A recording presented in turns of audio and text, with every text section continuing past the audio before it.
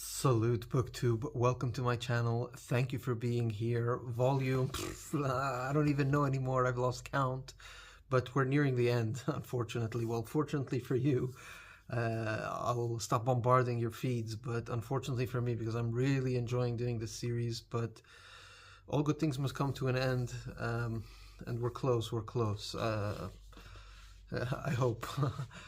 Speaking of endings, actually, this this volume of the series is here to celebrate two booktubers who I know they exist. I'm not sure they know I exist, but maybe after this they will, and I'll want to let them know that I appreciate their channel and the bookish discussions that they engage in. Actually, there's three booktubers I want to celebrate here. The third one, unfortunately, and the third one is linked to the first two very closely. The third one, unfortunately, has passed away. So that booktuber is Shawn Standfast. Shawn was a prolific booktuber who we lost at the beginning of this year, January of 2026, and yeah, booktube hasn't been the same really without him. It's a big miss. That being said, Shawn, like I mentioned, was a prolific booktuber, just prolific, and he has thousands of videos. So although he is gone, his booktube channel remains. It's strong, it's there, you can watch it, you can start at the beginning and just move forward. You can go through the videos and see what you like and watch that. I'm sure he'll appreciate it from heaven. I don't know if he believes in a heaven, but we do miss Shawn. The two booktubers that I initially mentioned were actually two really good friends of Shawn, and they've done, at least on BookTube that I know of, the lion's share of the work involved with, you know, post-mortem, you know, the things you have to do when somebody passes. Both of them are, well, both of them are British. One is based in the Czech Republic, the other in the UK, and they were close to Shawn, and they've in the case of one booktuber, actually assisted in the memorialization and the it's not the burial. I think Shawn had wished for his ashes to be scattered. I think that was his wish. But the booktubers, I should mention them. They are the two booktubers are Mark at Booktimes with Elvis. He's the one based in the Czech Republic, but was a good friend of Shawn's. And the second one is also a good friend of Shawn's, and he was he really did when Shawn passed. I think he actually went to his house and gathered his belongings, etc. And that's Arron Hook, another good booktube channel, another prolific booktuber. So I wanted to celebrate those two and celebrate Shawn as well. So those three, I guess. And recently they had the memorial and the scattering of Shawn's ashes. I think just this past week, maybe even a couple of days ago. Well, maybe by the time this channel goes out, it'll be a week ago. But there are videos.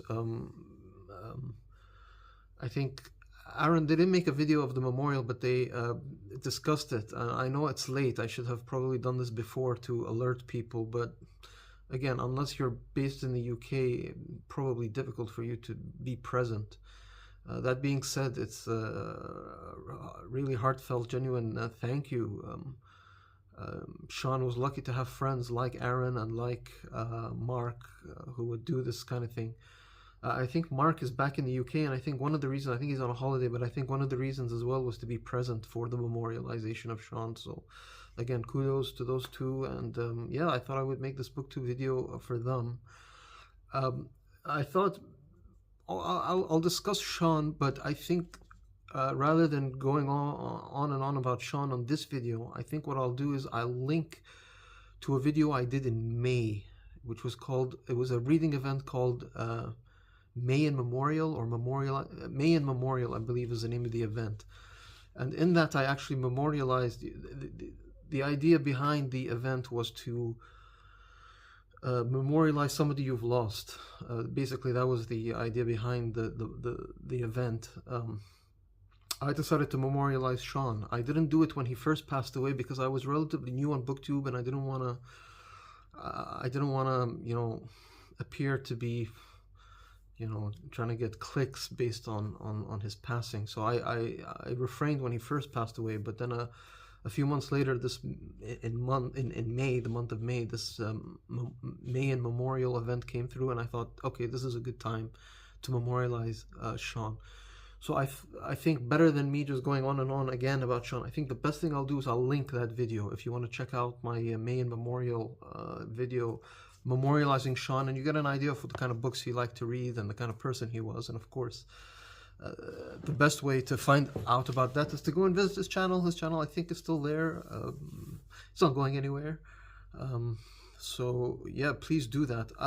Just quickly, Shawn he had a wide-ranging reading interests, and again, I mentioned it in that video, so please do check it out. But he liked archaeology. He was an archaeologist, a trained archaeologist, and he came to the Middle East, my part of the world, to do some archaeology. He liked a lot of science fiction. He liked Isaac Asimov, and he liked Clifford D. Simak. Again, science fiction, not really my wheelhouse, but a lot of people appreciated him and what his many videos discussing those two authors and other science fiction in general. And then thirdly, one of the other major bookish loves of Shawn's was George Orwell. So actually for Memorial May, again, if you watch the video, I actually read George Orwell. I was traveling at the time, so I picked the shortest George Orwell, which was Animal Farm. But it was a very awesome read. But I just thought I would show this as well. I've got this box set that I found really, really cheap, so I had to grab it. It's a George Orwell collection. Sorry about the glare. This is always an issue, but the George Orwell collection. This is the other side of the box. And then you can see the books here, but I'll show you the books. I'll take it out of the box and quickly show you the books one by one. George Orwell, of course, I think doesn't need really much of an introduction. I just thought I would show these books. Of course, there's Animal Farm is there, which I read recently. I read it in another edition. Is it close at hand? Can I show it to you now, or is it far? It should be close by. I should have prepared better, but well, I'm not seeing it right now, but it's around. It's the Penguin edition. But anyway, we'll go on with the list. Of course, there's the famous 1984. Again, this cover, very dystopian cover. And then some other books which I am not as aware of. This one, Keep the Aspidistra Flying. Anybody know about this? I know nothing about this. There is some, but I don't want to read it. I want to enter it. Just read it without knowing anything about it. Another book is The Clergyman's Daughter. This one right there. This one I have heard about, but I know very little about it. Coming Up for Air, George Orwell. And then this one I have heard about. I think I read a selection of this in high school, or was it the Shooting the Elephant in Burma? Orwell spent some time in Burma. It's Burmese Days. I think it's just, I'm sorry, it's really dark. I don't know if it even shows, but sorry about that. But that's the book. George Orwell spent some time in Burma, and he just wrote about his experiences. So yeah, again, in celebration of Shawn, I think Shawn would appreciate it if we just didn't make this sad, but made this a bit of a joyful occasion. So I thought I would also talk a little bit about Mark and Arron and their channels and the kinds of books they read. For Mark, I know he lives in the Czech Republic, and I know we have another BookTube friend in the Czech Republic. I'm not sure if Mark is in Bohemia, but he's an Englishman who moved to Czech, and he's built a house there, and he teaches there, he works there, and built a life there with his dog Elvis, hence the name of his channel, Booktime with Elvis. Mark, I think because of the death of Shawn, was a little bit understandably upset, and actually took some time off BookTube. He sort of took some time off, wasn't posting videos. So I really don't I don't have any books at hand. I think the best thing you can do, because he's again a wide reader, the best thing you can do is to check out his channel and just watch his videos. He's been back recently, I think just in the last week or so, he's been actually posting. So he's slowly coming back to BookTube, and we're happy for that. It's good to know. And he was a good friend of Shawn. They used to regularly do like streams, the two of them together, just chatting about books and other things. And I think those are on the channel as well. I don't know if it'll be on Mark's channel or on Shawn's channel, but you can check out those as well if you so please. But yeah, do check out Mark's channel. Also do check out Arron's channel, because Arron, again, both of them, they went out of their way to arrange all the funeral and the emptying the apartments and all the things involved when somebody close to us passes. One of the last favors we can do for a friend. So Arron, also check out his channel. I think his last video, he discusses again, it was an announcement video if you wanted to attend the memorial. I think the memorial is over by the time this video comes up. Again, I apologize for doing this late, but do check out Arron's channel. I specifically like Arron's channel because he's got a book club. I haven't participated in the book club. He's also he started it, sort of stop-start. He's also very busy, and but he's discussed a couple of books, so I unfortunately couldn't start at the beginning, but I would like to get involved going forward. His book is called The Imperial Book Club, and the empire in discussion mentioned the empire alluded to in his book club is the British Empire. Arron has a interest in the British Empire, and I think mostly modern British Empire. And if I'm not mistaken, I should have checked this before I started the video, but he started a British magazine, like a British political magazine, the name of which escapes me. I'll find out and I'll link the video. He had done an interview. I forget the name of the magazine. I apologize. This is really terrible. Really terrible. I'm not helping anybody here, but I'll try to find the video and I'll link it. I think I'll do that, and you can watch it. But in that, he wrote an article. He contributed an article, I think, to the first edition of the magazine. And he discussed, again, I forgot what he called it. I'm supposed to watch the video again, but it's been a while now, so I've forgotten. But I remember the subject matter, because he liked to discuss the latter day British Empire specifically, and that's an area of interest of mine, a very deep interest of mine. We're talking about latter British Empire. We're talking about World War I to the 60s, maybe the 70s, if you want to stretch it. But that's an area that's very close to me, because I'm in the process. I've got this idea germinating in my head, and I've written. But I do want to make it a book. I've got regulars of my channel will know I've got this book idea about the British in the Middle East, about a British sort of spy who is sent to the Middle East, and it's not a spy thriller. It's more of a historical thriller.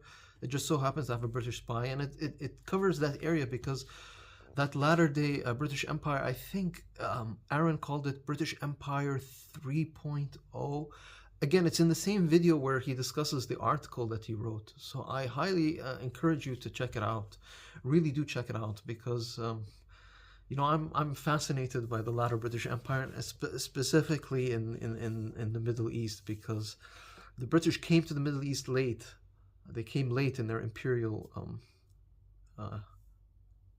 career, or their imperial tenure.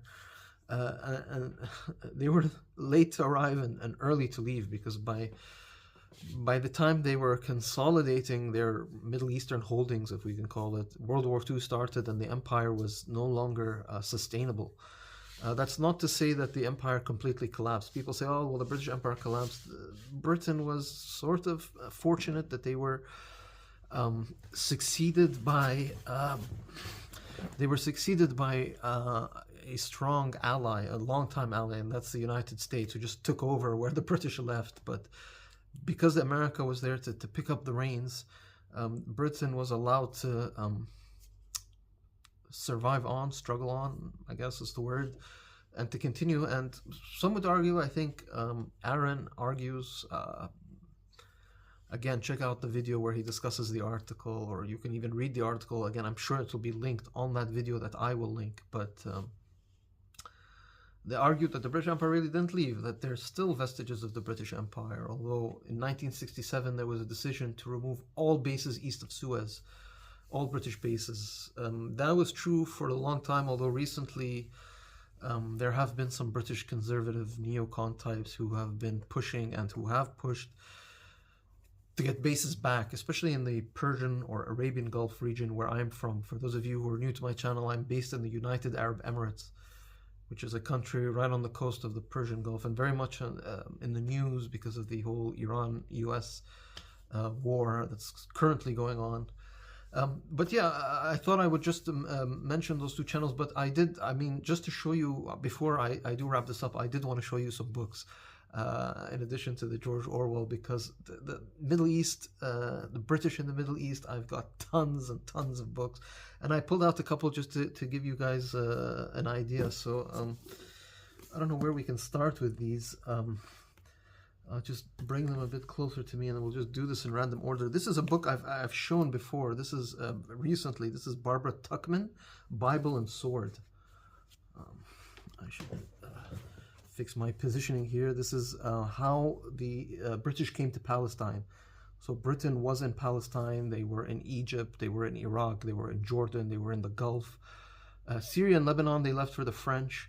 But they were also in places like Cyprus, India, although they left India quite early after the war, Malaysia, and places like Singapore. But this one discusses Britain in Palestine and then, you know, the creation of the State of Israel and all of that. An older book, but I've got more. This one here is called Empire of Sand: How Britain Made the Middle East. It's by Walter Reed. Yeah, just Britain in the Middle East, and it goes on. It discusses Egypt, Persia, Syria, Jordan,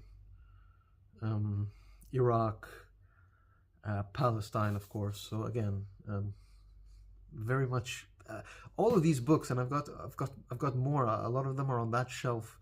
This is research really for my book. Maybe I've overdone it, but people ask me, well, why do you have so many books? Well, a lot of it is related to the research I'm doing for my own book that I hope one day to complete. But maybe I've gone a bit too far on research, but I just can't get enough. Every time I see a book on the subject, I'm entranced.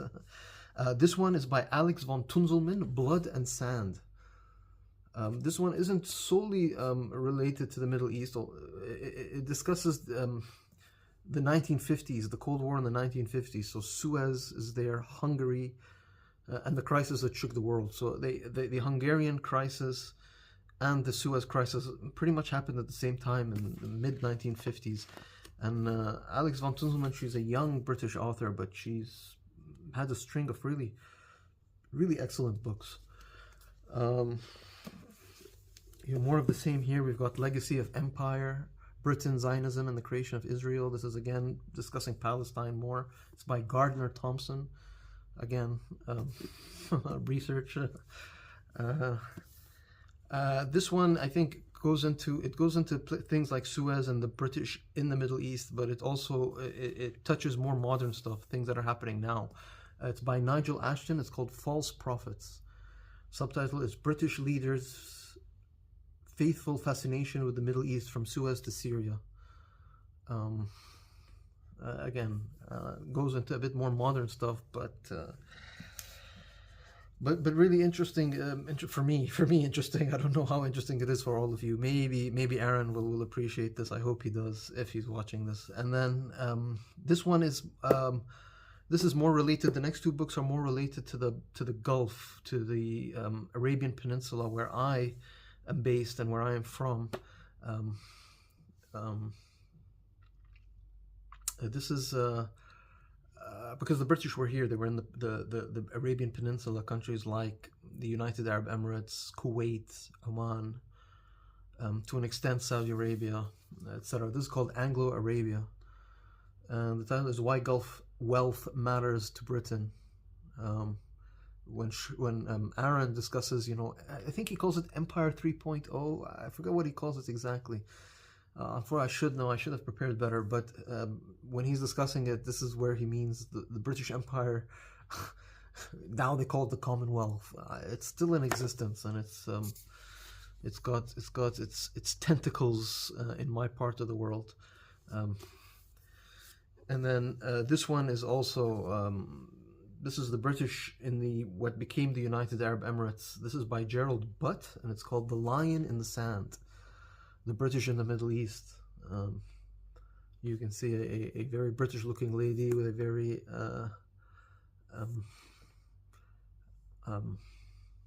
Arab-looking gentleman. And yeah, this is again more of the same. Discusses Persia, Iraq, India to an extent. The Gulf region and British penetration and influence in their latter empire 3.0. And then I did say that I'm from this part of the world. I'm also half Iraqi, so Iraq always plays a big role, and the British were in Iraq. There was a monarchy in Britain.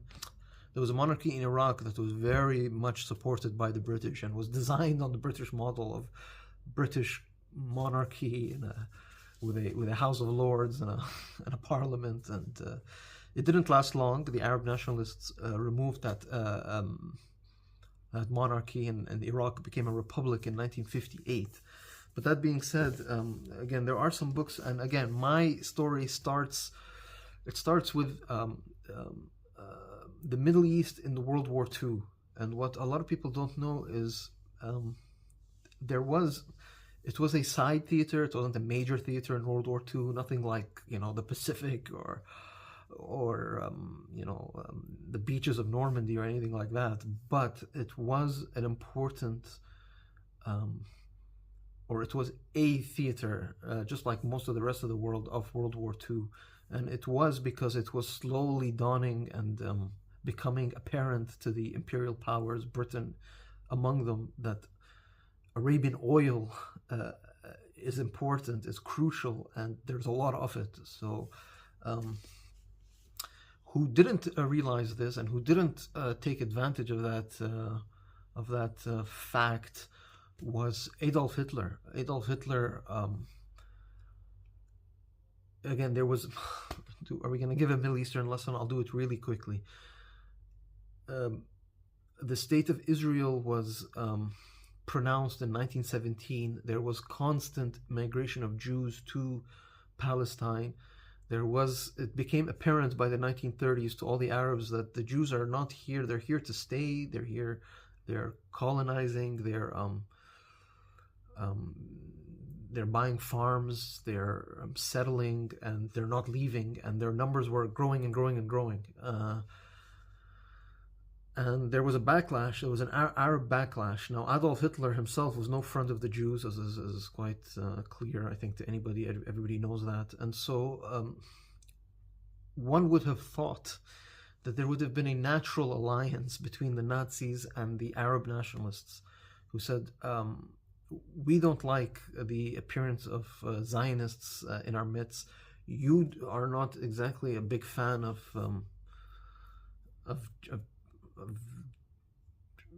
Jews in Europe, we'll put it that way.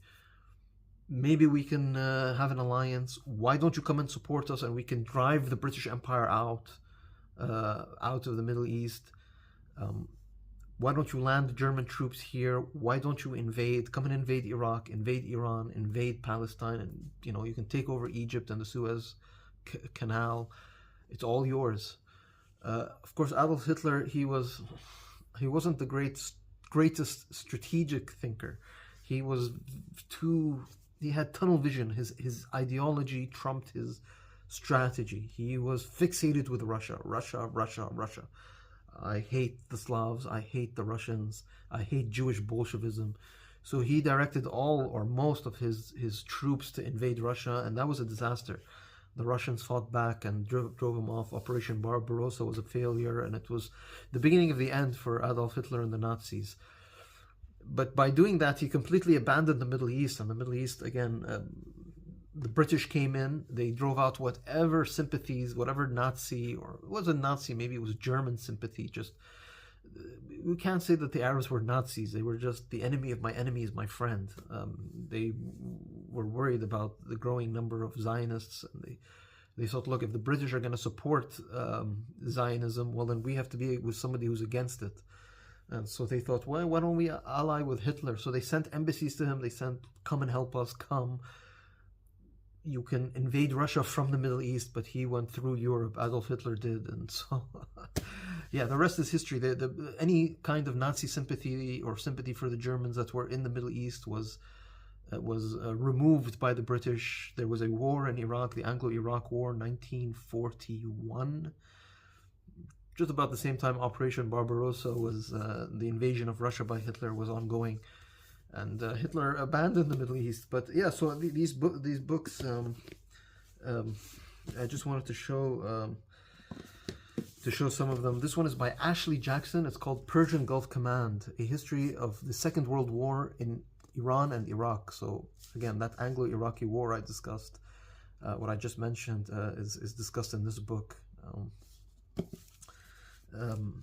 Here you can see the Middle Eastern map. It's a fascinating part of World War II, which not a lot of, I think British readers know a bit more about it because they were more involved. America, not so much, because America wasn't really involved in the Middle East, with the exception of places like Morocco. But there's also this, because Hitler didn't send a big number of troops to the Middle East, but there still was, and the Anglo-Iraqi War is discussed in this book by Barry G. James. It's called Hitler's Gulf War, The Fight for Iraq, 1941. Again,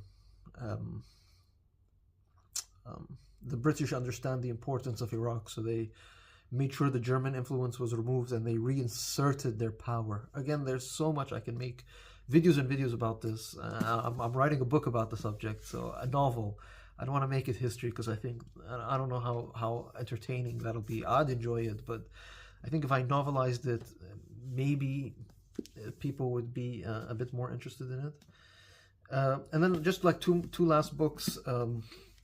I've got so many, this could go on and on and on, but I thought I'd just do a bit of a tip of the hat to the Americans, because after World War II, the Americans start to get involved in the Middle East much, much more. Suez, we discussed Suez. The Americans played a role there, and then really after Suez, Britain was pretty much, the empire was pretty much over, or severely curtailed. But the Americans came in and took over, and it became their responsibility. So there's this book, The Great Powers in the Middle East, edited by Uriel Dan, which I think is a, if I'm not mistaken, an Israeli Zionist author. Yeah, Tel Aviv University. The Dayan Center for Middle Eastern and African Studies, the Shiloh Institute, Tel Aviv University. I'm sure America will be in this. I haven't read this. And then this one, Castles Made of Sand, A Century of Anglo-American Espionage and Intervention in the Middle East. And I think this also, it starts early, but then it has that Anglo and it has the American, the shift, and then espionage. Yeah, let's just say, again, British Empire 3.0. The British Empire is dead, but MI6 and British espionage certainly isn't. So, yeah, I thought I would just show these books. Again, please do check out Mark's channel. Do check out Arron's channel, and I'll link to his video discussing, I think it's called Empire 3.0. I apologize again for not remembering and not preparing. And then I'll link Shawn D. Standfast as well. He's no longer with us, unfortunately. He's gone. And I think Shawn would have appreciated all this talk about espionage, because I said he was an archaeologist, a trained archaeologist who went to the Middle East. He did archaeological work in the Middle East and Jordan. He was a Canadian, and then he expatriated to Britain, and that's where he passed. But he was an archaeologist, but for all we know, he fits the bill for being a spook, a spy, and somebody who would do a bit of espionage. Although we'll never know. If it was a secret, he took it to his grave. But he's sorely missed. Thank you everybody for watching this channel. Also, do check out my May and Memorial video. I'll link that as well when I discuss more about Shawn, if you want to know more. But although he's passed, do check out his channel as well. Anyway, BookTube, that's enough for me. Thank you so much. Have a great day. Salute.